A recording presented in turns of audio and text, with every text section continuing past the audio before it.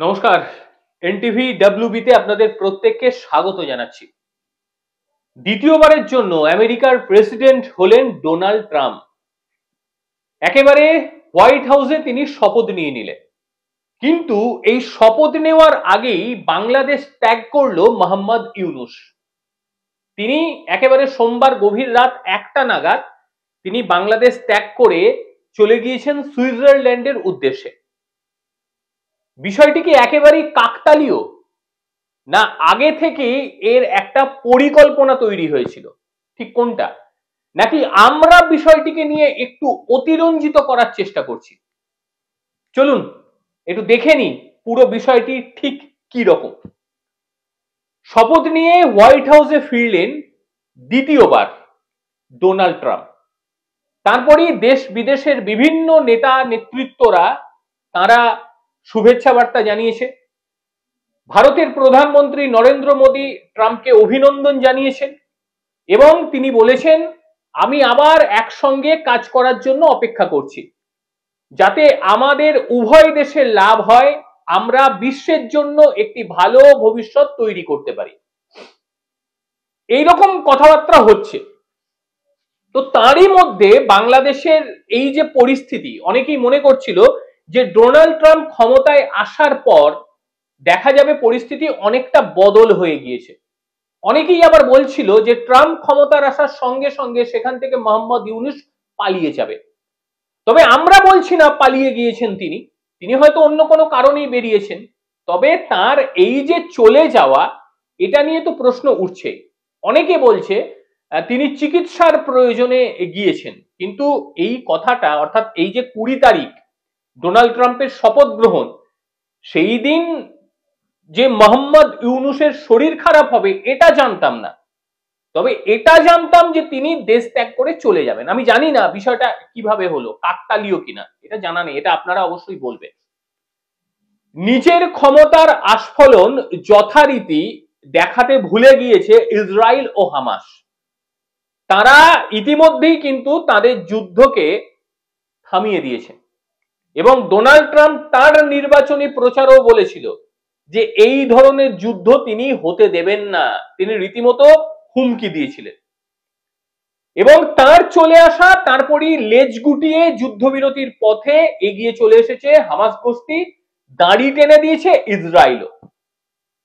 এবার সবার নজর যেদিকে রয়েছে সেই নজরটা হচ্ছে রাশিয়া ইউক্রেনের যুদ্ধের ভবিষ্যৎ ঠিক কি হবে। রাষ্ট্রপতি পুতিনের সঙ্গে ডোনাল্ড ট্রাম্পের সম্পর্ক যে খুব খারাপ তা কিন্তু নয়, অর্থাৎ আশা করাই যেতে পারে যে পরিস্থিতির হয়তো বদল হয়ে যেতে পারে।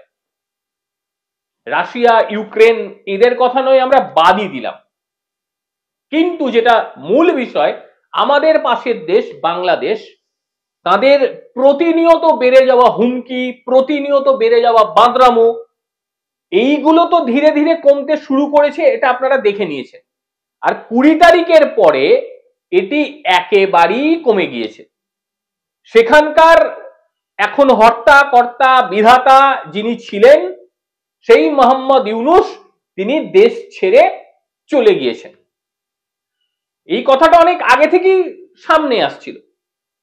তবে তার দেশ ছাড়াটা শারীরিক কারণ না এর পেছনে অন্য কোনো কারণ, সেটা নিয়ে তো আলোচনা করব।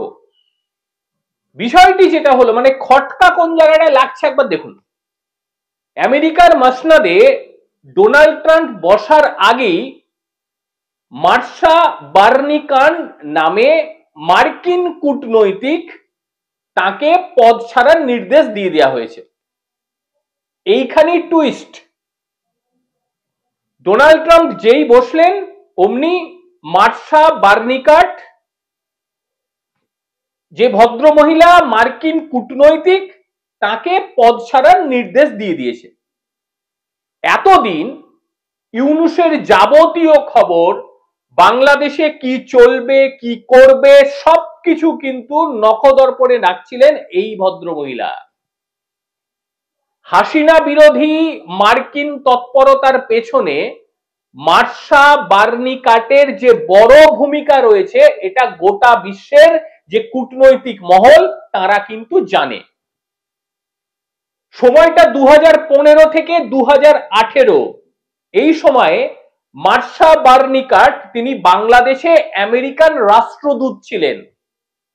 আর সেই সময়ে আমেরিকার সঙ্গে বাংলাদেশের বা শেখ হাসিনা সরকারের সম্পর্ক একেবারে তলানিতে নেমে গিয়েছিল। যারা একটু জিওপলিটিক্স নিয়ে আলোচনা করেন তারা বিষয়টি জানেন, আমাকে নতুন করে বলতে হবে না, তারা সবটাই জানেন। এইবার যখন হাসিনা চলে গেল বা হাসিনার যাওয়ার পেছনে যে কার হাত রয়েছে, এই যে মার্শা বার্নিকাট তিনি কিন্তু এই হাসিনা যাওয়ার পেছনে হাতটা দিয়েছিলেন সবচেয়ে বেশি ভাবে। যাই হোক, তাকে তো সরে যেতে বলেছে। তাকে সরে যাওয়া মানে যে বাংলাদেশের ওপরে আমেরিকা যেভাবে হাত চালাচ্ছিল, অঙ্গুলি হিলন করছিল, সেই আঙুল আর হেলানোর জায়গা থাকলো না। এবার পুরো নিয়ন্ত্রণ নিয়ে নিলেন ডোনাল্ড ট্রাম্প। আর কাকতালীয় ভাবে ডোনাল্ড ট্রাম্প যেই পদে বসলেন অমনি মোহাম্মদ ইউনূস তিনি দেশ ছেড়ে চলে গেলেন। প্রধান উপদেষ্টার প্রেস সচিব মানে বাংলাদেশের প্রধান উপদেষ্টার প্রেস সচিব আবুল কালাম আজাদ মজুমদার তিনি সাংবাদিকদের সঙ্গে এসে তিনি সাংবাদিকদের সামনে এসে বলেছেন, প্রধান উপদেষ্টা সোমবার দিবাগত রাত 1টায় তিনি সুইজারল্যান্ডের উদ্দেশ্যে রওনা দিয়ে দেবেন। আসার কথাও বলেছেন যে 25শে জানুয়ারি তিনি আবার দেশে আসবেন। আমি জানি না এই 20 তারিখ থেকে 25 তারিখ 5 দিনের মধ্যে তার চিকিৎসা শেষ হয়ে যাবে কিনা আমার জানা নেই, নাকি তিনি একেবারে চলে গিয়েছেন আর ফিরবেন না এটাও কিন্তু জানা নেই। কাজেই খেলা তো কিছুটা আছে, এটা অস্বীকার করার কোনো জায়গা নেই। কেউ সাদা চোখে পুরো বিষয়টি দেখবেই না। যেভাবে মার্কিন কূটনৈতিক মহল আলোচনা শুরু করেছে তাতে এই যে মার্শা বার্নিকাটকে সরিয়ে দেওয়া, এটা নিয়ে একটা বিস্তর প্রশ্ন সামনে আসতে চলেছে। এবারে আর একটা বিষয় নিয়ে একটু আলোচনা করে দিই ছোট করে।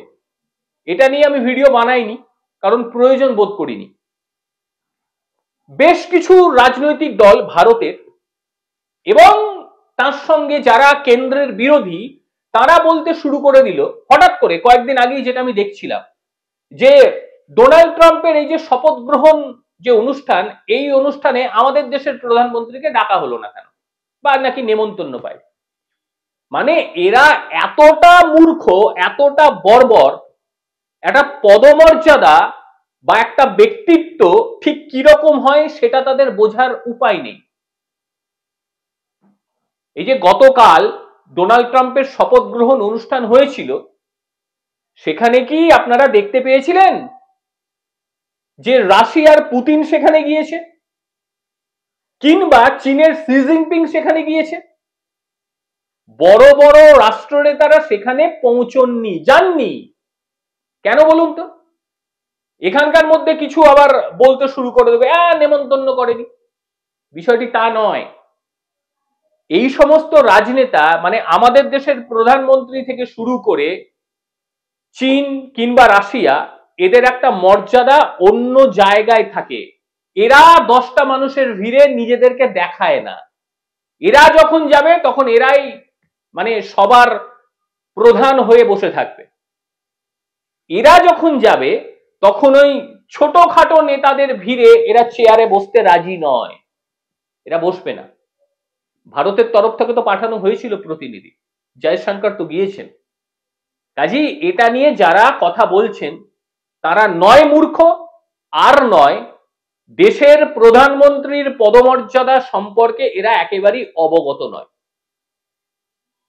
পুতিন হোক বা শি জিনপিং হোক, এদের পদমর্যাদার সঙ্গে আমাদের দেশের প্রধানমন্ত্রীর পদমর্যাদা কোনো অংশে কম নয়।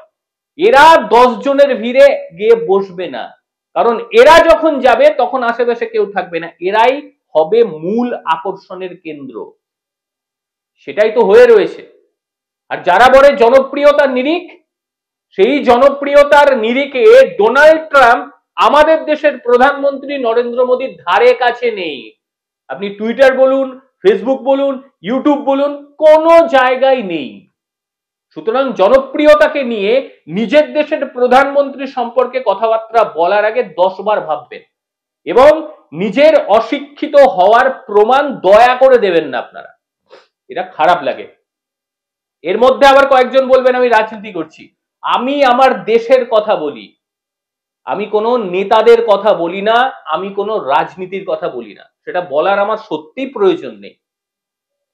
কিরকম লাগলো আজকের প্রতিবেদন অবশ্যই জানাবেন, আর এই প্রতিবেদন নিয়ে কিছু বলার থাকলে সেটাও অবশ্যই জানাবেন, কারণ আপনাদের উপদেশ মেনে আমি পরবর্তী ভিডিওগুলো তাহলে সেইভাবেই তৈরি করব। ভালো থাকবেন প্রত্যেকে, নমস্কার।